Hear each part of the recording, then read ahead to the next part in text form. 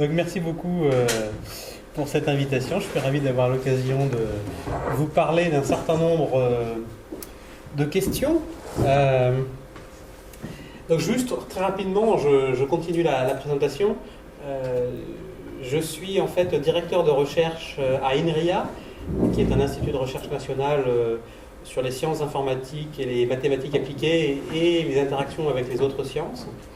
Et après avoir travaillé d'ailleurs une dizaine d'années dans ce quartier au laboratoire d'informatique fondamentale de Sony, qui est juste à côté, je suis maintenant depuis 5 ans directeur d'un laboratoire à INRIA, dont la majeure partie est à Bordeaux, puis une petite partie qui est à Paris également. Et on travaille dans un domaine qui s'appelle la robotique développementale. Et je vais vous en parler aujourd'hui, alors peut-être pas de tous ces aspects, mais de certains, et en particulier je vais essayer de illustrer comment les robots peuvent être des outils qui nous aident à comprendre un certain nombre d'aspects du comportement et de la cognition chez l'homme. Et en particulier, j'étudierai certaines questions autour de l'origine et du développement du langage. Alors en fait, l'un des grands mystères du monde qui nous entoure, et pour lequel en fait la science a encore vraiment beaucoup de découvertes à faire, c'est la manière dont les enfants grandissent, la manière dont ils apprennent à découvrir leur corps, la manière dont ils apprennent à se mouvoir, à manipuler les objets qui sont autour d'eux, à parler. Et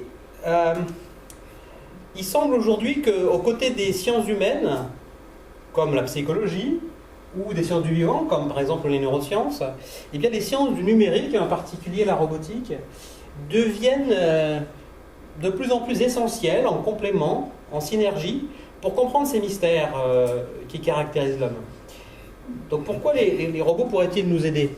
Je vais essayer de donner un certain nombre d'exemples, et en robotique développementale, justement, on va les utiliser comme des outils pour se poser un certain nombre de questions. Et alors pour le comprendre, il faut réaliser que le développement cognitif d'un enfant, c'est un processus qui se passe à plusieurs échelles d'espace et de temps. Il y a au niveau cellulaire, évidemment, la complexité chimique qui est immense. Il y a le niveau des groupes de cellules et puis des organes qui se forment au cours de l'embryogenèse. Et puis, parmi les organes, il y a le cerveau, évidemment, qui fait interagir des milliards de neurones. Et puis, le cerveau, il n'est pas tout seul dans le vide. Il est inscrit dans un corps qui a des propriétés physiques très particulières. Et puis, ce corps lui-même, il est inscrit dans un environnement qui est aussi physique, mais qui est aussi social, c'est-à-dire dans lequel il y a d'autres trucs particuliers qui sont les autres et qui ont des propriétés très particulières. Et alors, le développement d'un enfant, ça se place aussi au cœur d'un processus d'interaction culturelle à l'échelle de la population. C'est l'échelle, on va dire, glossogénétique, comme certains l'appellent, l'échelle de l'évolution culturelle, qui lui-même se place à l'intérieur d'une échelle qui est l'échelle phylogénétique. Et donc on a bien quelque chose qui est évident, c'est que c'est un système qui est complexe, et en particulier, il est complexe par les interactions entre les différents niveaux qui ne sont pas simplement des mécanismes qui vont du bas vers le haut, mais qui sont bidirectionnels. On sait aujourd'hui, par exemple, c'est une sorte de révolution scientifique, d'un certain point de vue, qu'un certain nombre d'aspects de l'expérience d'un être vivant au cours de sa vie peuvent être transmis à leur descendance de manière génétique par un processus qu'on commence à comprendre, c'est que l'expérience peut modifier les patterns d'expression des gènes dans des cellules, et quand des parents transmettent quelque chose à leurs enfants, c'est pas juste les gènes, c'est la cellule et son système dynamique chimique en même temps qui est transmis et qui peut avoir un certain nombre de propriétés, comme par exemple être configuré d'une certaine manière en termes d'activation, de telle manière que ça peut se transmettre à la descendance. Il y a des expériences récentes, par exemple chez la souris, qui montrent que des souris qui sont élevées dans des environnements stressés vont développer un certain nombre de modifications chimiques dans l'expression de leur génome qui vont modifier leur comportement, et que leurs enfants, eh bien, si on les élève dans un environnement qui n'est pas stressant, vont néanmoins développer les comportements de réaction au stress que les parents ont développés pendant leur vie. Et que les enfants de ces enfants vont encore eux-mêmes transmettre ce comportement de réaction au stress si eux-mêmes sont toujours évalués dans des environnements non stressants. Donc les choses sont vraiment encore plus compliquées qu'on ne pouvait l'imaginer. Et évidemment, dans ce contexte-là, les approches réductionnistes vont être très limitées. Il va falloir avoir une approche systémique pour essayer de comprendre comment un certain nombre de structures du comportement et de la cognition et sociale vont pouvoir se former. Et c'est pour cette raison que il semble aujourd'hui, d'une certaine manière, complètement impossible d'espérer comprendre ces systèmes complexes, biologiques, cognitifs et sociaux, sans les modéliser, sans essayer d'en reconstruire au moins certains aspects avec des algorithmes. Dans les 30 dernières années, déjà, les simulations informatiques, par exemple, ont joué un rôle absolument fondamental dans la compréhension de la manière dont des sociétés d'insectes, par exemple de fourmis ou de termites, pouvaient arriver à construire des architectures extraordinaires, sans que dans le circuit neuronal de chacune des termites n'existe le plan global de telles structures. Les avancées conceptuelles qui ont été faites pour comprendre ça, elles ont été faites en grande partie par l'utilisation de ces outils de simulation informatique, qui ont véritablement changé la manière dont les biologistes aujourd'hui et les éthologues réfléchissent sur ces questions. Et dans la dernière décennie, on a observé une prolongation de cette révolution épistémologique dans laquelle on a commencé à utiliser des robots pour mieux comprendre le développement de l'enfant. Donc on n'est plus à faire des simulations informatiques pour comprendre un certain nombre de propriétés des sociétés d'insectes, on utilise des robots pour comprendre le développement de l'enfant. Et en fait, c'est une certaine prolongation naturelle. Alors pourquoi les robots et pas simplement des algorithmes ou des mathématiques? J'en discuterai un petit peu, mais la raison, c'est principalement que dans le développement cognitif et social, le corps et ses propriétés physiques ont un rôle absolument essentiel. Et simuler les propriétés physiques du corps, c'est souvent encore plus compliqué que de travailler directement avec un vrai corps physique. Et puis en particulier, dans l'aspect de l'inscription physique du corps, il y a l'inscription physique dans un environnement social, c'est-à-dire un enfant qui grandit en interaction avec des êtres qui eux-mêmes ont déjà un certain nombre de structures intelligentes. De simuler des partenaires sociaux, c'est compliqué, et puis on ne sait pas trop ce qu'on peut en comprendre tout le temps, donc c'est parfois utile, effectivement, de développer des modèles dans lesquels les robots vont interagir avec des humains directement. Alors pas tout le temps, d'ailleurs, je vais commencer à vous présenter des exemples de travaux dans lesquels on est encore en simulation, mais dans lesquels on va voir que le corps, l'importance du corps est importante. On va commencer justement par une question qui est celle de comprendre l'origine et la formation du langage et des langues. Je vais parler d'abord de cette question-là et je vais montrer comment certains travaux de modélisation informatique peuvent permettre d'éclairer des questions qui sont anciennes et fondamentales. Et puis ensuite, dans une deuxième partie, je me poserai la question non plus de savoir comment dans une population d'individus une langue nouvelle peut se former, ou un système de parole nouveau peut se former, mais comment chez un individu, au cours de sa vie, il peut découvrir à utiliser son corps pour manipuler son environnement physique et interagir et découvrir lui-même des formes de langage avec des processus qu'on comprend au niveau de l'individu. Alors commençons d'abord par cette question au niveau de la population du groupe d'individus. En fait, cette question qui concerne l'origine du langage, elle est très ancienne, mais en même temps, d'un point de vue scientifique, elle est assez récente. Pendant plusieurs siècles, il y a des théories très farfelues qui se sont développées et ça a poussé un certain nombre d'académies à décréter que ça suffisait, on allait arrêter de réfléchir à cette question parce qu'on n'avançait à rien. Et par exemple, la Société de linguistique de Paris avait décrété ça à la fin du XIXe siècle, ce qui n'a pas encouragé les gens à creuser beaucoup ces questions-là. Et puis, il se trouve que dans le milieu du XXe siècle, il y a une linguistique qu'on appelle la linguistique chomskienne qui s'est développée, en particulier grâce à Noam Chomsky, et qui consistait à argumenter qu'on pouvait comprendre les éléments les plus fondamentaux de la langue sans vraiment se préoccuper ni de ses utilisateurs, ni de sa fonction, ni de son histoire. Donc en fait, on essayait de voir la langue comme une structure mathématique abstraite qu'on pouvait étudier indépendamment de son inscription physique, sociale et fonctionnelle.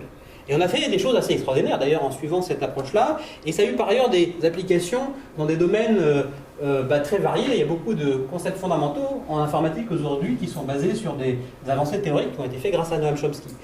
Mais ça a eu la conséquence que ça a renforcé ce tabou, entre guillemets, de ne pas véritablement considérer la question de l'origine et de la formation des langues.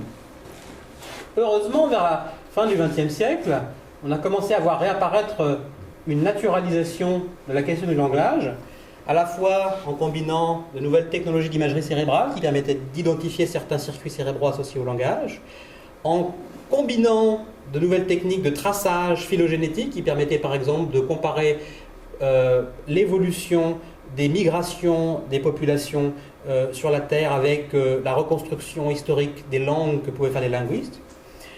Et puis, avec l'utilisation d'un certain nombre d'outils comme l'informatique et la robotique.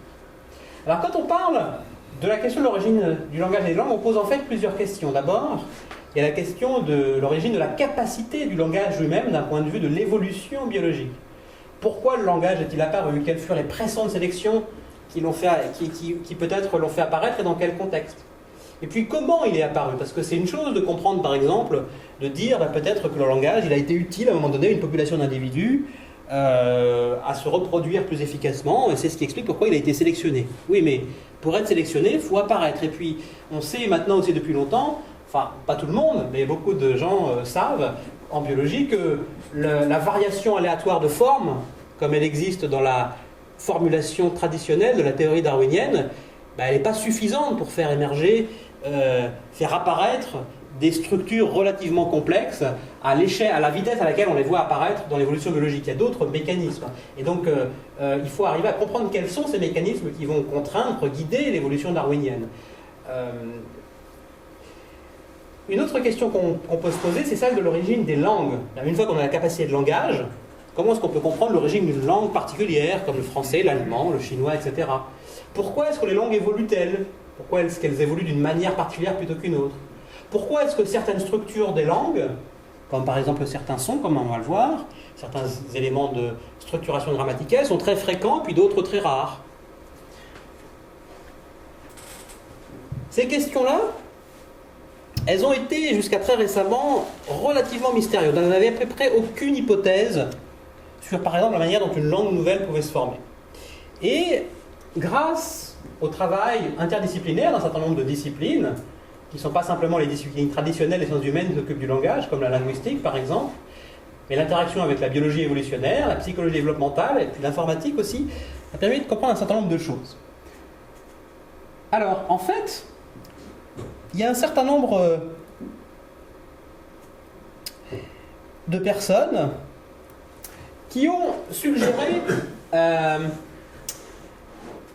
une hypothèse nouvelle à propos de cette question de l'origine des langues, on va dire à la fin des années 70, au début des années 80, qui est que peut-être un certain nombre des structures qu'on observe dans les langues humaines, par exemple les systèmes de sons, les voyelles, les consonnes qui sont partagées à l'intérieur d'une même population, les lexiques eux-mêmes, c'est-à-dire des manières d'utiliser des étiquettes pour désigner des sens, les systèmes de sens eux-mêmes, c'est-à-dire la manière dont une population culturelle va se mettre d'accord pour, par exemple, découper l'espace des couleurs ou des sons, découper la structuration spatio-temporelle qui nous entoure d'une manière particulière. Il y a beaucoup de manières de le faire. Eh bien, comment est-ce que ces conventions et ces structures pouvaient peut-être être des sortes de macrostructures auto-organisées? C'est-à-dire qu'un peu de la même manière que les termites, par des interactions relativement simples entre elles, eh bien, vont faire apparaître une architecture physique assez extraordinaire, eh bien, peut-être que certaines interactions simples entre les humains pourraient faire apparaître une structure abstraite, mais néanmoins une structure, comme celle du langage, partagée au niveau de la population sans qu'il n'y ait à aucun moment un chef de la langue qui aurait inventé et imposé à tout le monde une convention particulière. Mais ça, au début, c'était une hypothèse, et c'est une hypothèse qui est quand même assez audacieuse et qui a été restée longtemps considérée comme spéculative par beaucoup de chercheurs parce que on n'avait aucun moyen d'en tester la cohérence, même la validité logique. C'était compliqué d'imaginer un tel mécanisme. Alors, les systèmes informatiques ont permis de faire un certain nombre de choses. Il y a des gens qui ont commencé à construire des simulations. Je vais vous en proposer un certain nombre. Je vais vous en décrire certaines qui s'intéressent à la question de l'origine de la parole et des sons. Mais il faut savoir que le même genre d'expérience a été fait pour comprendre l'origine de la formation de conventions lexicales, de catégories sémantiques, l'origine de la syntaxe, l'origine des règles de grammaire, et des travaux absolument extraordinaires qui ont été faits.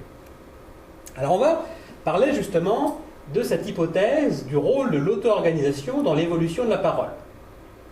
Alors d'abord, je vais expliquer un petit peu ce que j'appelle, ce dont je parle quand je dis la parole. La parole, c'est le système des sons qu'on utilise pour communiquer. Et c'est un système qui est avant tout ancré physiologiquement. C'est un système qui est produit par un système moteur extrêmement sophistiqué, qui est le conduit vocal, et y compris les mouvements de la langue et de la mâchoire, qui est probablement le système moteur le plus complexe du corps humain. Et puis c'est un système qui est basé aussi sur un système perceptif, qui est lié à l'oreille, à la cochlée, et qui est lui-même assez compliqué. Et alors, quand on regarde les sons qui sont utilisés dans les langues du monde, eh bien on s'aperçoit qu'il y a un certain nombre de fortes régularités. D'abord, quand on regarde une communauté linguistique donnée, et qu'on regarde par exemple l'ensemble de ces syllabes, imaginons un espace abstrait dans lequel on puisse représenter la trajectoire acoustique de chaque syllabe. Une syllabe, ça va être bla, fli, bleu, etc.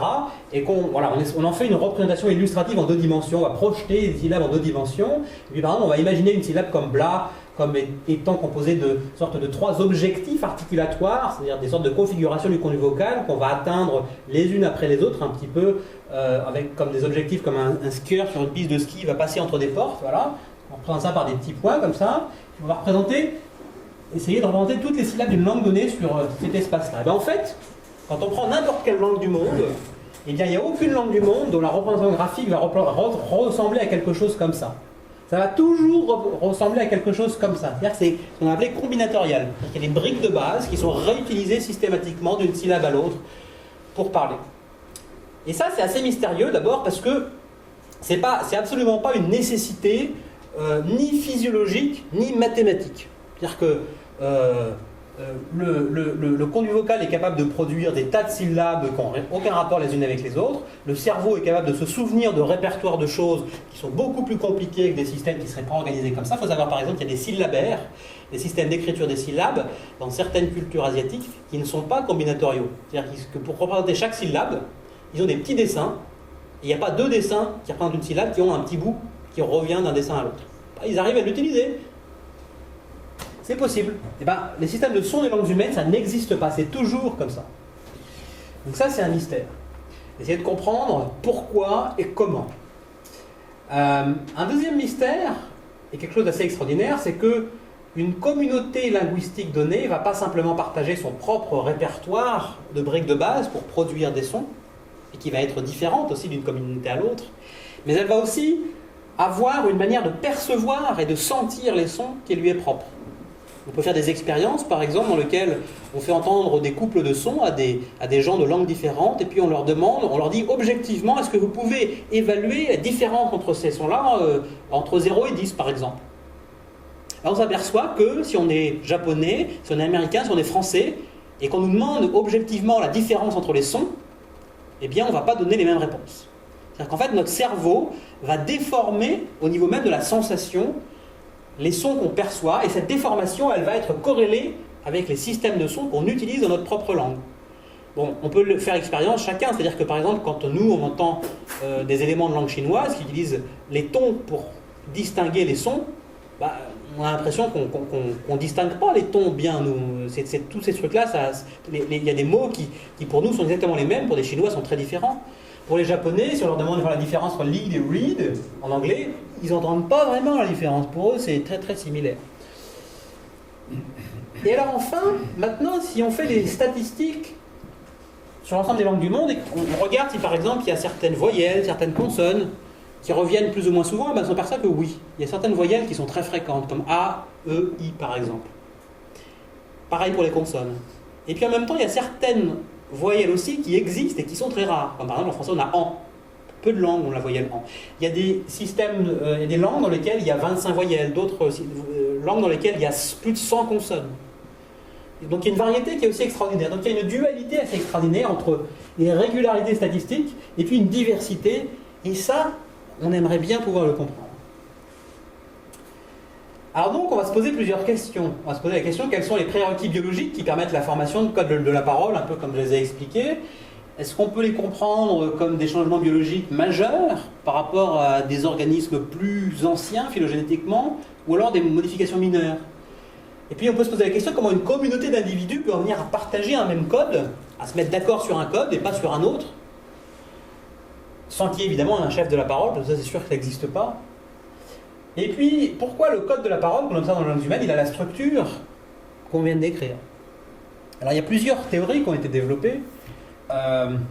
Parmi celles qui sont particulièrement intéressantes, on a une qu'on appelle l'approche morpho-fonctionnelle, dans laquelle on va essayer d'expliquer pourquoi certaines structures des vocalisations apparaissent souvent en fonction de leur avantage en termes de compromis entre leurs fonctions de communication. C'est-à-dire qu'en gros, on veut des sons qui soient différents les uns des autres pour qu'on ne confonde pas les mots, mais en même temps, on veut produire des sons qui ne demandent pas trop de dépenser d'énergie. C'est important aussi de ne pas trop dépenser d'énergie. Et donc, par exemple, il y a des gens comme Björn Lindbjörn et Liljekrantz qui, à la fin des années 70, début des années 80, ont commencé à développer les premiers modèles mathématiques et numériques dans lesquels ils ont essayé de quantifier, modéliser une sorte d'énergie pour caractériser, par exemple, un système de voyelles, et dans lequel on va essayer de, voilà, par une formule, évaluer la distinctivité acoustique d'un système, et puis sa salience acoustique, son coût articulatoire. Et puis ils ont fait des simulations informatiques d'optimisation pour essayer de comprendre c'est quoi les systèmes qui sont les plus efficaces en termes de ce critère d'optimisation. Et puis ils se sont aperçus qu'effectivement les systèmes qui sont les plus efficaces, ce sont ceux qui sont aussi les plus fréquents dans les langues du monde. Donc là on avait déjà un premier indice qui était assez important, assez intéressant. Mais en même temps on était loin de répondre aux questions que je viens de poser. Par exemple, on n'expliquait pas comment cette optimisation qu'on faisait là numériquement avec un ordinateur, elle avait pu être réalisée dans la nature ou dans la culture d'ailleurs. On ne savait pas si c'était l'un ou l'autre. Et puis, on n'avait aucune idée de savoir si les bonnes solutions étaient assez faciles à trouver ou au contraire difficiles. Donc, voilà. Mais encore plus loin, parce qu'on n'avait aucune idée avec cette approche-là de la manière dont une communauté d'individus particuliers pouvait choisir un système plutôt qu'un autre. Et puis enfin, ça n'explique pas pourquoi, néanmoins, il existe dans les langues du monde certains systèmes qui ne sont pas optimaux vis-à-vis de cette mesure-là, et qui existent depuis longtemps, et qui ne disparaissent pas. Donc il y a cette diversité. Donc il y a un certain nombre de modèles qui ont été développés, en particulier en France. Il y a une école très intéressante qui a produit beaucoup de choses à Grenoble, une autre école à Bruxelles. Et puis, par exemple, moi, j'ai travaillé pas mal à Paris, dans un laboratoire de Sony avec Luc Stitz. Alors, une des expériences est la suivante, pour essayer d'avancer dans ces questions, c'est qu'on va construire des modèles informatiques d'individus capables de produire des sons grâce à un modèle du conduit vocal, capables de les percevoir grâce à un modèle de l'oreille, de la cochlée, et puis capables d'apprendre un certain nombre de choses avec un modèle de carte de neurones, de réseau de neurones, qui connecte d'une part le conduit vocal avec un système de contrôle moteur, l'oreille avec un système perceptuel, et puis ces deux systèmes neuronaux sont connectés les uns avec les autres. Alors ce genre d'architecture, il a été beaucoup développé dans les années 80-90 pour modéliser, s'intéresser non pas à la question de l'origine d'une nouvelle langue, mais tout simplement à la question de l'acquisition d'un système de son déjà existant. Il y a un certain nombre de mécanismes élémentaires qu'on introduit généralement dans ces modèles, sont les suivants. D'abord, on va avoir des systèmes de plasticité dans les connexions entre ces deux cartes neuronales qui font que quand l'individu artificiel va babiller, c'est-à-dire que babiller, ça veut dire que par exemple il va activer aléatoirement des neurones de sa carte motrice qui chacun par leurs paramètres encodent des configurations différentes du conduit vocal.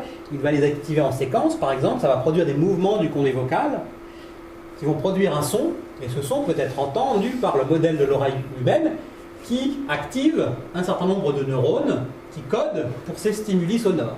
Et donc on va avoir en même temps des activations de la carte motrice et de la carte auditive, et on a un certain nombre de modèles d'apprentissage qui vont pouvoir apprendre ces corrélations grâce à des connexions plastiques entre les deux, et qu'il faut qu'en babillant, le modèle d'individu va pouvoir apprendre les relations entre les commandes motrices et les stimuli auditifs.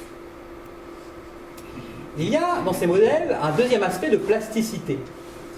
Par exemple, la carte neuronale, qui est une population de neurones qui chacun a des paramètres, et ces paramètres vont déterminer les stimuli sonores qui les font réagir maximalement.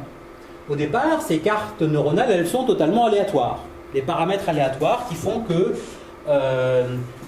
ils encodent pour des stimuli qui sont répartis uniformément, aléatoirement dans l'espace des sons possibles. Et alors, on peut avoir des règles d'apprentissage ou d'adaptation qui font que, par exemple, quand on entend un son qui correspond à une région de l'espace des sons, eh bien, les neurones qui répondent fortement à ce son vont être renforcés, sensibilisés, pour que si, juste après, on percevait encore une fois ce même son, eh bien, il répondrait encore plus fort. Et d'un point de vue intuitif, qu'est-ce que ça a pour conséquence? C'est qu'on peut comprendre cette dynamique d'apprentissage de la carte neuronale comme une sorte d'algorithme qui va inférer la distribution statistique des sons qui sont dans son environnement. Donc on peut utiliser ce modèle-là un petit peu comme un moyen d'apprendre. Vraiment, c'est pour ça aussi qu'on appelle la carte des distributions des sons qu'il peut entendre. Et alors, là, on va voir un exemple. Par exemple, on a des cartes avec des neurones dont les paramètres, c'est ces petits points noirs qu'on représente. Les paramètres des neurones sont un petit peu au hasard au départ. Et puis, on a un stimuli sonore qui va correspondre à ce point-là de l'espace. Puis, il va activer beaucoup ces neurones-là, pas beaucoup ceux-là. Et puis, en conséquence, l'adaptation, on peut la voir géométriquement comme si on faisait bouger ces points qui représentent les paramètres de neurones un petit peu plus près de ce stimulus-là. Et puis, si, par exemple, on fait entendre à cette carte de neurones, eh bien, plusieurs, par exemple, 3 stimuli sonores qui correspondent, par exemple, à 3 voyelles, d'une langue qui existe déjà, eh bien, on va s'apercevoir, on va voir un petit peu mieux ici, que les neurones vont s'organiser dans des sortes de groupes, de clusters. Et alors ici, on va représenter quelque chose qui est très particulier. En fait, il y a plein de petites flèches, on voit ici, et ces petites flèches sont un moyen de représenter la sensation modélisée du son qui est produit. Le départ de chacune de ces petites flèches, en fait, ça correspond à un stimuli sonore qui est ici réparti comme une grille dans tout cet espace-là. Et pour chaque stimuli sonore, eh bien, il va activer l'ensemble des neurones de toute la carte. L'activation de l'ensemble de ces neurones, on appelle ça un code de population d'une carte de neurones. Et avec ce code de population, eh bien, on peut essayer, par des systèmes de décodage, de modéliser la manière dont, par exemple, ce stimulus, codé de manière distribuée dans cette population de neurones, pourrait être redécodé par une autre partie du cerveau pour être réutilisé. Cette autre partie du cerveau pourrait être cette carte-là elle-même, qui encoderait un stimuli, le redécoderait, et on remettrait ce stimuli en entrée. Et en fait, qu'est-ce qu'on observe ici, c'est que le bout de chaque flèche effectue une itération de ce processus de codage-décodage. Et qu'est-ce qu'on s'aperçoit après l'apprentissage? C'est qu'on voit apparaître une sorte de mécanisme dans lequel ici on a des sortes d'attracteurs, c'est-à-dire des manières dans lesquelles les sons qu'on met en entrée, progressivement ils sont déformés un petit peu, et puis si on les remet en entrée, déformés, etc. Et donc qu'est-ce qu'on a formé ici? C'est pas simplement aussi un modèle d'apprentissage, pas simplement un modèle de la sensation immédiate d'un son, mais aussi ça nous permet de modéliser, si on itère ce truc-là, eh bien, une sorte de mécanisme de catégorisation des sons. En gros, comment est-ce que des sons qui sont au départ des sortes de valeurs continues, on va pouvoir les regrouper en différentes catégories discrètes pour identifier que c'est les mêmes. Et en fait, chaque fois qu'on a un nouveau son, un stimuli, c'est bien on va faire se relaxer ce système dynamique, codage-décodage, et puis à chaque fois, on va s'apercevoir qu'il va tomber dans un attracteur, un état stable, dans lequel il se stabilise, donc par définition, et cet état stable du système dynamique, eh bien, on peut considérer que c'est une manière de catégoriser les sons. Alors, maintenant, là, on parlait de la plasticité de cette carte neuronale. Ces deux cartes-là étant connectées, en fait, quand ce modèle-là entend un son, eh bien, ça se propage, ça active cette carte-là, qui se déplace, qui se déforme un petit peu par apprentissage, et les activations sont propagées aussi automatiquement dans la carte motrice, qui elle-même va se déformer exactement de la même manière que celle-là. Et ça va avoir une conséquence relativement simple, c'est que quand un individu comme celui-là entend certains sons un peu plus souvent que d'autres sons, eh bien, ça va augmenter la probabilité qu'il produise un peu plus souvent ces mêmes sons lui-même quand il va faire du babillage. Ok ? Et alors maintenant, ce genre de modèle a été beaucoup utilisé, comme je vous le disais, pour permettre de modéliser comment à la fois un individu pouvait apprendre les relations entre espace moteur et espace perceptuel, et puis apprendre à produire les sons d'une langue donnée, avec un système de sons existant, qu'on lui donnait en entrée, par exemple du flux de parole, du français, de l'allemand, du japonais. Une expérience intéressante qu'on a essayé de faire est la suivante. Plutôt que de mettre ce système en face d'une langue existante, eh bien, on va mettre beaucoup de ces petits individus babilleurs qui ne connaissent rien des vocalisations ensemble, dans le même environnement, sans qu'ils le sachent d'ailleurs. Et ils vont babiller, ils vont entendre les uns les autres, leurs voisins.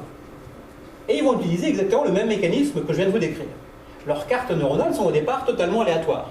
Comme elles sont totalement aléatoires, ça veut dire qu'au départ, dans leur babillage, ils vont produire des sons qui sont constitués de parties de sons qui sont elles-mêmes aléatoires et uniformément réparties. Comme je viens de vous dire que l'architecture neuronale de ce système-là était telle que les individus allaient avoir tendance à produire un petit peu plus les sons qu'ils entendaient, on pourrait se dire que c'est un équilibre. Au départ, eh bien, ils produisent tous des sons uniformément répartis. Oui, c'est un équilibre, mais c'est un équilibre instable. Et il va être déstabilisé par la stochasticité, l'aléatoire naturel de leurs interactions, à plusieurs niveaux. Leurs cartes neuronales, elles sont aléatoires, mais elles sont faites avec des matériaux neuronaux finis. C'est-à-dire que la distribution qu'ils encodent, elle est à peu près uniforme, mais elle n'est pas exactement uniforme. Donc par hasard, ça veut dire que quand ils vont babiller, par hasard, ils vont produire un petit peu plus souvent certains sons que d'autres. Et puis, comme les autres sont programmés pour un petit peu produire un peu plus souvent eux-mêmes les sons qu'ils entendent, et bien parfois, ces fluctuations qui sont au hasard de sons qui sont plus produits les uns plus souvent que les autres, eh bien, elles vont être amplifiées par leurs voisins, par les autres, et cette fluctuation va avoir une boucle de rétroaction positive. Et puis quand on va mettre tous ces individus ensemble, eh bien, on va observer un certain nombre de résultats intéressants, qui sont les suivants.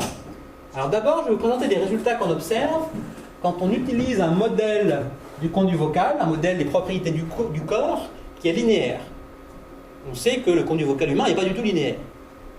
Qu'est-ce que ça veut dire? Ça veut dire qu'il y a des configurations motrices du conduit vocal pour lesquelles des petites modifications produisent des petites modifications auditives, puis d'autres pour lesquelles de petites modifications motrices produisent de grandes modifications du son.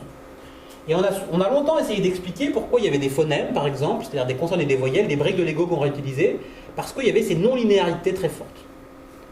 Faisons une expérience de pensée intéressante. Regardons un système comme celui que je viens de décrire, dans lequel il n'y a pas ces non-linéarités. Mais qu'est-ce qu'on observe? On observe la chose suivante. Alors ici, on va prendre deux individus, en fait il y en a beaucoup plus, mais on va visualiser ce qui se passe dans deux individus. Ce qui est intéressant, c'est plutôt de regarder ce graphique-là, qui sont les petites flèches que je vous montrais tout à l'heure, qui permettent un petit peu mieux de visualiser le paysage d'attracteurs et de sons qu'ils ont en tête. Alors au début, comme c'est aléatoire, voilà, il n'y a pas d'asymétrie particulière, et puis on les laisse interagir les uns avec les autres. Et au bout d'un moment, grâce à ce phénomène d'amplification de boucles de rétroaction positive, eh bien on s'aperçoit que des sortes de clusters sont apparus, qui sont les mêmes chez tous les individus d'une même expérience, d'une même communauté d'interaction. Donc qu'est-ce que ça veut dire? Ça veut dire que ces individus commencent à produire des vocalisations dans lesquelles il y a certains sons élémentaires qui sont réutilisés systématiquement d'une vocalisation à l'autre. Et alors, si on fait plusieurs expériences, eh bien, chacune des populations eh bien, va converger vers un système qui va être différent, pas simplement en termes de quelles vont être les briques de Lego, mais même quel va être leur nombre. Alors, ce n'est pas complètement aléatoire, ça suit une certaine distribution, et ça ne peut pas être n'importe lesquelles, mais il y a une certaine diversité qu'on observe. Et alors, par ailleurs, on peut faire une autre expérience. On va mettre maintenant un individu babillant avec ce système-là tout seul. Pas de langage préexistant, pas de partenaires sociaux. Et on va s'apercevoir que cet individu va aussi lui-même commencer à spontanément produire des vocalisations qui sont organisées avec ces briques de Lego élémentaires, qui sont un petit peu combinatoriales. C'est assez intéressant, petit aparté, c'est que cette question sur l'origine des vocalisations, elle s'applique aussi à certaines espèces d'animaux, certaines espèces d'oiseaux, certaines espèces de cétacés, qui ont des systèmes vocaux adaptatifs, qui sont capables de s'imiter les uns les autres, d'apprendre de nouvelles chansons. Ils ont des systèmes de vocalisation qui sont culturellement partagés et qui peuvent évoluer d'une année sur l'autre. Pareil, il y a beaucoup de mystères aussi sur ces questions-là. Ce qu'on sait par contre, parce qu'avec ces animaux-là, les scientifiques s'autorisent à faire des expériences qu'on ne peut pas faire avec des humains, c'est que, par exemple, quand on élève certains de ces animaux tout seuls, sans partenaires sociaux, eh bien, on s'aperçoit qu'ils vont développer, en babillant un certain nombre de chansons, et que dans ces chansons, il va y avoir des structures combinatoriales, des sortes de notes qui sont systématiquement réutilisées les unes avec les autres, qui sont aussi dans les chansons des groupes de ces animaux-là. Jusqu'à maintenant, les biologistes ont trouvé des hypothèses pour expliquer pourquoi c'est intéressant d'avoir cette capacité d'imitation vocale adaptative, d'avoir des groupes de sons partagés au sein d'une même communauté. Ça peut servir à marquer l'appartenance à une tribu, à marquer sa différence de capacité intellectuelle vis-à-vis des autres mâles pour les femelles. Bon, il y a plein d'hypothèses. Et par contre, essayer de justifier pourquoi il y a cette structure syntaxique combinatoriale beaucoup plus compliquée. Ici, elle apparaît toute seule, donc voilà, je fais un petit aparté.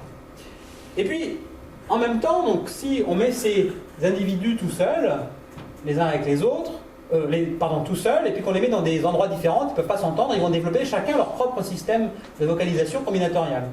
Et si on les met ensemble, alors ils vont se synchroniser automatiquement, et une communauté donnée va utiliser un seul code à la fin. Alors maintenant, revenons à une expérience un petit peu plus réaliste, dans laquelle on va réintroduire un modèle du contenu vocal, comme par exemple celui de la production des voyelles, qui est non linéaire, correspond aux propriétés morphologiques et auditives de celui de l'humain. Et qu'est-ce qu'on s'aperçoit ? Eh bien, on s'aperçoit que si on fait des statistiques, les systèmes de voyelles les plus fréquents qui apparaissent dans les systèmes artificiels, dans les simulations, sont aussi les systèmes de voyelles les plus fréquents dans les langues du monde. Mais on s'aperçoit aussi que, comme dans les langues du monde, il existe certains systèmes de sons qui apparaissent dans les populations d'individus, qui se cristallisent et qui sont stables, et qui sont très différents de la moyenne, entre guillemets, qui sont très rares, et qui par ailleurs ne sont pas très optimaux en termes de mécanisme énergétique que je vous présentais tout à l'heure. Donc là, c'est assez intéressant parce que grâce à une simulation informatique comme celle-là, eh bien, des hypothèses nouvelles, des idées très concrètes sur l'hypothèse de l'auto-organisation, eh bien, se dessinent et sont en train aujourd'hui justement, comme les simulations informatiques ont fait évoluer beaucoup l'éthologie dans les années 80, et bien aujourd'hui ils sont en train de faire beaucoup évoluer la réflexion sur les mécanismes de formation de structures culturelles comme celle du langage. Donc ici on comprend maintenant, on commence à avoir des hypothèses qui sont très concrètes sur la manière dont une population d'individus peut converger sur un code qui a même une certaine structure syntaxique et combinatoriale, comme celui des vocalisations, sans qu'il n'y ait de plan préétabli, ni même de centralisation des informations. On comprend aussi comment il est possible d'avoir à la fois des universaux, des régularités statistiques, et de la diversité. On peut voir en effet ces systèmes d'individus en interaction vocale comme un système dynamique dans lequel il y a des sortes d'attracteurs. Et ces attracteurs, ils vont être différents et avoir différentes tailles. Et par exemple ici, pourquoi est-ce qu'il y a certaines voyelles qui vont apparaître plus fréquemment que d'autres ? Eh bien, c'est effectivement à cause des propriétés morpho-perceptuelles du conduit vocal dans lesquelles il y a des non-linéarités. Il y a certains sons pour lesquels, comme je vous ai dit, si on fait de petites variations articulatoires, ça va faire de petites variations acoustiques. Donc si par hasard, il y a certains sons qui sont produits un peu plus souvent dans ces zones-là, qui sont stables, eh bien, ça va augmenter la chance que ces sons se propagent chez les autres, parce que ça va d'autant plus augmenter les modifications de leur carte perceptuelle. Il n'y a pas besoin de produire exactement le même programme moteur pour produire le même effet.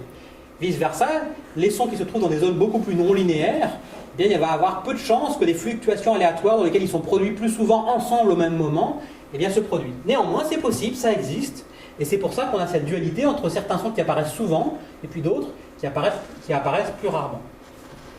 Et puis donc, on observe comment un certain nombre de phénomènes de combinatorialité apparaissent. Ce qui est intéressant, c'est qu'ici, les structures neuronales qu'on a mis dans ces modèles-là correspondent à peu près au kit de base pour l'imitation analogique. L'imitation adaptative dont je parlais chez ces espèces d'animaux, certaines espèces d'oiseaux, certaines espèces de cétacés, pour lesquelles on a des hypothèses évolutionnaires sur la manière dont ces systèmes-là ont pu apparaître, et qui sont manifestement assez différents néanmoins du langage tel qu'il est aujourd'hui, du langage chez l'humain. Et de manière complémentaire, on sait aussi que chez ces populations d'animaux, il y a un certain nombre de structures, comme la combinatorialité, qu'on ne sait pas trop expliquer. Ici, on a véritablement le kit neuronal de base pour faire cette imitation qu'on observe chez ces espèces d'animaux-là. Et qu'est-ce qu'on observe ? Eh bien, c'est que spontanément, ces systèmes partagés de sons qui sont eux-mêmes combinatoriaux apparaissent. Et donc, d'une certaine manière, ça commence à donner des idées sur la manière dont un élément essentiel au langage humain, qui est la parole, qui est le véhicule physique du langage, aurait pu apparaître avant le langage lui-même, peut-être comme un effet collatéral auto-organisé de mécanismes qui sont apparus pour d'autres fonctions, et qu'il aurait pu être recruté plus tard pour le langage. Parce qu'effectivement, il y a un problème d'œuf et de la poule quand on s'intéresse à l'origine du langage et de la parole. La parole, elle est, telle qu'on la connaît aujourd'hui, elle est nécessaire, c'est un prérequis pour véhiculer le langage. Le langage, il a besoin de la parole. Comment est-ce qu'on peut imaginer ces deux choses-là apparaître en même temps? C'est un petit peu compliqué. Ici, ça commence à donner des idées de la manière dont certaines structures de parole peuvent fournir des éléments de base avant que le langage apparaisse et qui pourraient être recrutés d'une certaine manière plus facilement après. Donc effectivement, c'est un sujet dont je parle beaucoup pour ceux qui sont intéressés d'aller en plus dans le détail dans ce livre qui vient de paraître aux éditions Odile Jacob. Alors je vais continuer dans une deuxième partie de ma présentation où maintenant, plutôt que de m'intéresser à ce qui se passe au niveau d'une population, on va essayer de s'intéresser à ce qui se passe au niveau de l'individu de manière un petit peu plus détaillée, parce que là on avait des individus auparavant qui étaient très très simplifiés. Et on peut se poser la question de comment est-ce que l'enfant humain va pouvoir développer un certain nombre de capacités au cours de sa vie, et en particulier dans les premières années de sa vie, dans lesquelles il n'apprend pas simplement une chose, mais une grande variété de choses, qui va de la locomotion à la construction du langage. Et ces apprentissages, ils sont progressivement dans un ordre particulier. L'enfant, par exemple, il apprend d'abord à tenir sa tête, puis plus tard, il essaye d'avancer en rampant, puis ensuite, il essaye de se mettre debout, il essaye coûte que coûte de marcher à deux jambes, à deux pattes, alors qu'à ce moment-là, vers un an et demi, eh bien, avant de savoir marcher à deux pattes, il sait marcher à quatre pattes très bien, très rapidement, de manière sûre. Marcher à deux pattes, à ce moment-là, c'est dangereux, ça va pas très vite, et pourtant il essaye, il est très entêté le bébé. Et difficile aussi de penser que tous ces apprentissages, ils sont préprogrammés dans le génome. Il y a plein de choses comme, par exemple, l'apprentissage du vélo ou l'apprentissage de l'iPad. On ne peut pas imaginer qu'il y ait des choses spéciales dans le génome pour ça. Donc comment ça se fait qu'à un moment donné, l'enfant il se met à vouloir explorer une activité nouvelle? Alors, l'environnement social, évidemment, joue un rôle, ça c'est clair.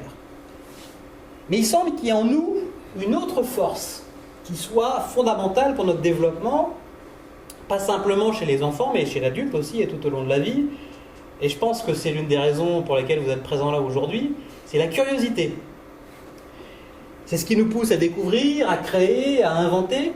Et c'est un sujet qui a beaucoup été développé en psychologie dans les 50 dernières années et qui a été associé à une notion qu'on appelle les motivations intrinsèques, qui consiste à dire qu'il y a des circuits dans le cerveau qui nous poussent à explorer des objets ou des activités nouvelles pour le pur plaisir de les pratiquer, pour le pur plaisir d'expérimenter ces choses nouvelles. En fait, on comprend très mal ces mécanismes de curiosité et comment ils impactent le développement cognitif encore aujourd'hui. En neurosciences, on commence à peine à identifier les circuits neuronaux qui peuvent être identifiés, qui peuvent être associés à ces mécanismes de curiosité. Avec mes collègues, ça fait maintenant une dizaine d'années qu'on s'intéresse véritablement de près à cette notion de curiosité, qu'on essaye de la comprendre au mieux en essayant de construire des modèles robotiques dans lesquels les robots vont par exemple s'intéresser à des activités nouvelles. Et alors pas n'importe quel type d'activité nouvelle. On s'est aperçu qu'il y avait un mécanisme qui était particulièrement intéressant, c'était que le robot s'intéresse aux activités dans lesquelles il y a du gain en information. C'est-à-dire que dans lesquelles il fait des progrès en apprentissage. C'est-à-dire que les activités qui sont ni trop faciles, mais aussi ni trop difficiles. Quand il y a trop d'entropie et qu'elle ne diminue pas, quand c'est trop compliqué et qu'on ne fait pas de progrès, c'est pas intéressant, on s'en désintéresse. Donc ce qui est intéressant, c'est ce qui est un peu plus compliqué que ce qu'on sait faire juste à un moment donné, mais qu'on pense qu'on va réussir à faire. Donc par exemple, ça ici, on a une architecture qu'on appelle IAC, pour en anglais Intelligent Adaptive Curiosity. Et on a d'abord un premier niveau où le robot, ici, à chaque fois qu'il va faire une action dans un contexte donné, va essayer de prédire la conséquence de cette action avec une machine de prédiction, par exemple avec un réseau de neurones artificiels. Donc ça peut être par exemple, faire une action, c'est un mouvement avec son bras, et puis on va observer comment ça fait bouger les objets qui sont devant soi. Et donc, quand on fait ça, eh bien, avant de faire l'expérience, on peut faire des prédictions avec ce genre de machine. Et puis quand on fait l'expérience, on observe le résultat, et puis le résultat on compare avec notre prédiction. Et puis notre prédiction va servir à deux choses. D'une part, elle va servir à mettre à jour notre modèle de la dynamique et de la physique du monde. Et puis d'autre part, elle va être considérée par un système métacognitif. Et ce système métacognitif, il va en permanence essayer de prédire l'évolution des erreurs du bas niveau. C'est-à-dire qu'en fait, il va essayer d'apprendre à dire si tel ou tel type d'action ou d'expérience physique qu'on fait dans certains contextes, bah, ça va nous faire progresser ou pas. Donc ça veut dire que ce système-là, il va permettre à l'individu de savoir, pas simplement quel est le niveau de ses connaissances dans différentes activités ou différents domaines, mais même de savoir s'il continue à les pratiquer, ça a des chances statistiques de nous faire progresser. Et donc on va pouvoir mesurer ce qu'on va appeler le progrès en apprentissage. Et ce progrès-là, en fait, on va le mesurer pour des activités particulières de l'espace sensorimoteur qui correspondent à des petites régions. Là. Cet espace-là, c'est l'ensemble, si vous voulez, des activités sensorimotrices. Et puis on va avoir un processus de catégorisation, parce qu'au départ, le monde, il ne vient pas diviser en activités séparées, c'est un tout différencié, pour l'enfant en particulier. Et donc il va créer des catégories d'activités en essayant de différencier des activités motrices qui ont justement des potentiels de progrès très différents. Et puis pour chacune d'elles, il va regarder l'évolution des progrès en apprentissage. Et puis à partir de là, il va y avoir un système de sélection de l'action qui va en gros dire à l'individu, sélectionne des expériences pour lesquelles eh bien, tu as de grandes chances de te retrouver dans une région dans laquelle tes erreurs diminuent très rapidement. Donc ce qui va être intéressant, c'est véritablement là où on fait des progrès. Mais en même temps, il ne faut pas faire que ça. Parce que peut-être qu'on pourrait s'apercevoir que dans une région de l'espace sensorimoteur, il y a une activité pour l'instant qu'on n'a pas trop pratiquée, mais qui est une niche de progrès importante. Donc il faut consacrer une partie de son temps à aussi un petit peu picorer à droite à gauche pour voir s'il n'y a pas d'autres choses qui sont intéressantes. Et puis de toute façon, à un moment donné, il va falloir qu'on change. Parce que par définition, eh bien, une activité dans laquelle on apprend, eh bien, la plupart du temps, au bout d'un moment, eh bien, on l'a bien apprise, on la maîtrise, on atteint un plateau, on ne fait plus de progrès. Et c'est là qu'il est intéressant de savoir qu'est-ce qu'on va faire après. Eh bien, pour savoir qu'est-ce qu'on va faire après, eh bien, c'est intéressant d'avoir déjà un petit peu exploré d'autres choses pour se faire un modèle à quel point on peut faire des progrès. Donc là, on a une expérience qui s'appelle l'expérience du playground. On a un petit robot au centre qui est doté de ce système d'apprentissage dirigé par la curiosité. Et au départ, il ne connaît rien ni de son propre corps ni de l'environnement. Donc typiquement, il va commencer à faire des mouvements qui sont un petit peu désordonnés, un petit peu au hasard. Mais assez vite, il va commencer à utiliser que certaines parties de son corps en même temps. Puis ensuite, il va progressivement commencer à faire des mouvements dans des directions de son environnement dans lesquelles nous, en tant qu'observateurs extérieurs, on sait qu'il y a des objets qui peuvent répondre ou produire des effets face à ces actions. Mais lui, il n'a pas de notion d'objet. C'est nous, en tant qu'observateurs extérieurs, on s'aperçoit de ça. D'abord, il va le faire de manière non spécialisée, en essayant par exemple de taper les objets qui sont trop loin ou de focaliser vers un objet qui ne répond pas toujours. Et puis un petit peu plus tard, il va commencer à explorer certains types d'actions en direction de certains types d'objets. Donc par exemple, essayer de jouer avec cet objet-là en donnant des coups de patte et en regardant en même temps pour voir si ça le fait bouger. Et puis il va arrêter. Et puis il va un petit peu plus tard commencer à jouer avec cet objet-là, avec sa bouche, en essayant de l'attraper, de le laisser tomber, et puis de regarder quelle sensation ça fait dans sa bouche. Et puis il va arrêter. Et puis un petit peu plus tard, il va commencer à vocaliser, il va produire des sons, des vocalisations, et puis il va le faire en direction de cet autre robot qui a été préprogrammé pour imiter les sons de celui-là, quand celui-là produit des sons, et en même temps regarde l'autre. Donc là, on voit, c'est le début de son exploration.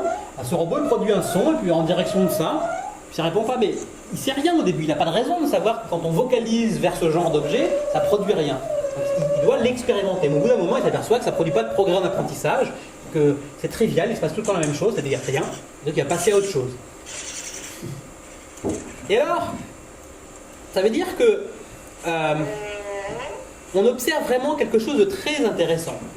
C'est-à-dire qu'en fait, on a vraiment ce robot qui, avec ce mécanisme de curiosité, il commence à manipuler des objets et apprendre à les utiliser sans que l'ingénieur ne lui ait demandé spécifiquement d'apprendre à les manipuler.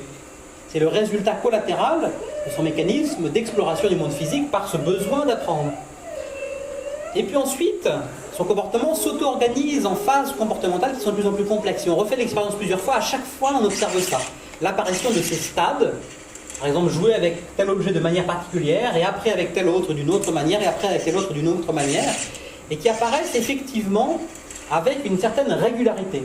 Et en même temps, dans certaines expériences, même algorithme, même environnement, on observe parfois des robots qui ont une trajectoire développementale différente. On retrouve la propriété de l'expérience précédente, de la dualité entre des régularités statistiques universelles et puis de la diversité, pourtant avec un seul et même mécanisme et un seul et même environnement. Et pour les mêmes raisons. La relation entre le système d'apprentissage, la curiosité, le corps du robot et son environnement, ça forme un système dynamique et en fonction des contingences historiques de son exploration et du hasard et des aléas, eh bien, il va tomber dans un chemin plutôt que dans un autre. Et puis enfin, ce qui est intéressant, c'est qu'on s'aperçoit ici aussi que le robot, à un moment donné, commence à vocaliser systématiquement et à interagir vocalement avec l'autre robot. Et donc on comprend que finalement ici, un mécanisme très générique de curiosité, qui est un mécanisme fait pour l'exploration du corps en général, amène automatiquement ce robot à découvrir et à s'impliquer dans des interactions qu'un observateur extérieur pourrait appeler des interactions de communication. Et donc ça a permis effectivement de générer des nouvelles hypothèses, à la fois sur le rôle important de la curiosité dans la structuration du développement sensorimoteur et cognitif. Avant ces expériences-là, en psychologie, la curiosité, elle n'était pas du tout conceptualisée comme étant quelque chose qui pouvait structurer sur le long terme le développement cognitif. Et puis aussi, on commence à comprendre comment peuvent apparaître ces étapes développementales les unes après les autres avec un ordre, une structure particulière, sans qu'elles aient été précablées à l'avance. Et c'est vraiment le résultat de l'interaction dynamique entre le corps, le système d'apprentissage et l'environnement. Alors, avant juste de conclure, je vais vous montrer une dernière petite chose,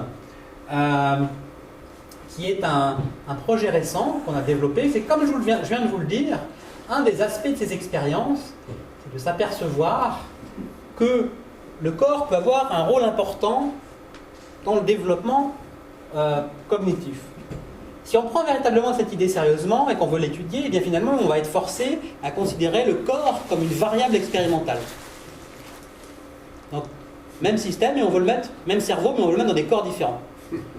Évidemment, avec le monde biologique, c'est un petit peu difficile de faire ça. On imagine mal prendre le cerveau d'une souris, le mettre dans un corps de serpent et vice-versa. Enfin, on ne sait pas faire, et donc du coup, ça pose véritablement des problèmes épistémologiques parce qu'on ne sait pas trop comment étudier cette importance du corps dans la trajectoire développementale. Avec les robots, on peut le faire en théorie, parce qu'on a un peu, d'une certaine manière, un côté, si vous voulez, le logiciel qui va implémenter certains appuis de cerveau, puis le corps.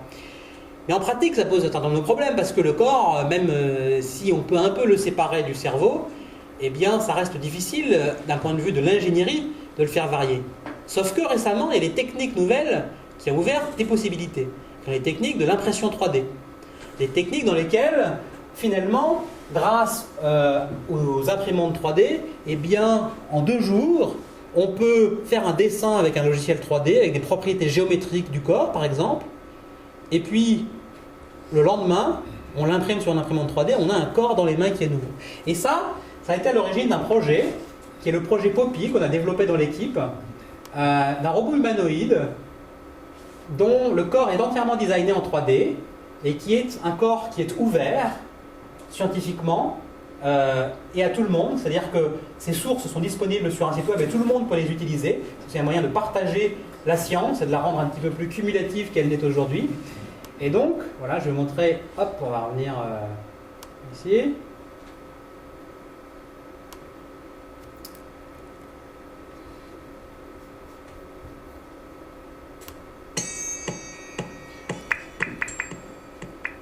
Et donc ce robot, dans sa première version d'ailleurs, comme on peut très facilement construire une structure assez particulière, déjà il a une structure qui est originale par rapport à beaucoup de robots. Il a une colonne vertébrale. La plupart des robots ont ici des grosses boîtes qui permettent de ranger l'ordinateur et la batterie. Pas de chance, la colonne vertébrale elle est essentielle dans le contrôle de l'équilibre. Et puis il a aussi des jambes qui ont une forme un petit peu comme ça, contrairement à beaucoup de robots qui ont des jambes droites. Il a un certain nombre de parties de son corps qui ne sont pas simplement contrôlées par des moteurs classiques, mais dans lesquels il y a des élastiques, des ressorts, des propriétés de flexibilité qui permettent à la physique elle-même aussi de réagir à l'environnement et de produire un certain nombre de propriétés.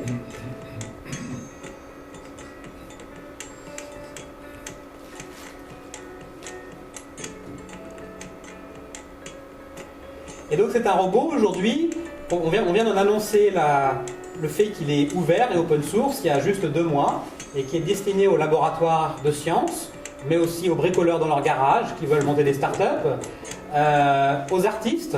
Beaucoup d'artistes s'intéressent aussi à faire des expérimentations sur le rôle du corps dans la génération du mouvement et dans la manière dont il peut être perçu émotionnellement, par exemple par les autres.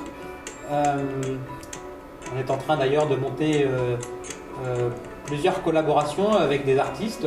Juste avant cette rencontre, j'étais à la Fondation Cartier pour l'art contemporain pour discuter de projets potentiellement avec ce robot-là.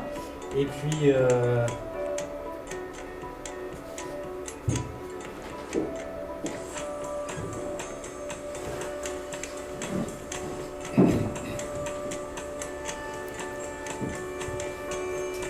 on va le voir dans une seconde. C'est un robot qui est aussi assez important pour étudier les interactions physiques et sociales entre l'homme et l'humain. Et par exemple, pour permettre cette interaction dans laquelle on le prend par les mains et on nous suit, il n'y a pas besoin de programmer de choses particulières, de modèles de l'humain et de son comportement pour arriver à le suivre. Mais en designant une physique qui est appropriée, eh bien, on est capable de faire que le robot, avec des algorithmes de contrôle relativement simples, va spontanément suivre l'humain. Donc c'est le début d'une nouvelle manière d'étudier le rôle du corps dans la cognition et qui va être un outil pour prolonger cette approche épistémologique un peu nouvelle qu'on a commencé et dont je vous ai présenté certaines expériences avant. Merci beaucoup.